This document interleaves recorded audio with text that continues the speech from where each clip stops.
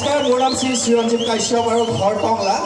আৰু আজি যোৱা 11টা বছৰ গুৱাহাটীত আছোঁ, কিবাকৈ চলি আছোঁ, পঢ়ি আছিলোঁ, চাকৰি কৰি আছোঁ, ব্যৱসায় কৰি আছোঁ। যি কি নহওক, এটাই উদ্দেশ্য আৰু তাৰ আগত এটা কথা কৈ লওঁ। এজন ব্যক্তি সকলোৰে মৰমৰ, সকলোৰে পৰিচিত, জুবিন গাৰ্গ ডাঙৰীয়া। জুবিন দাৰ কাৰণে হাত চাবই লাগে, সকলোৱে ভাল পায়। চ' এটা সৌভাগ্য হৈছিলে এই ঢোলটো লৈ পেলাই তেখেতৰ লগত অসমৰ ইমূৰৰ পৰা সিমূৰ ঘূৰিব পাইছিলোঁ। আৰু তেতিয়াই পাঞ্চনা বা হওক, যিছু হওক, তেওঁলোকক আমি লগ পোৱা হয়।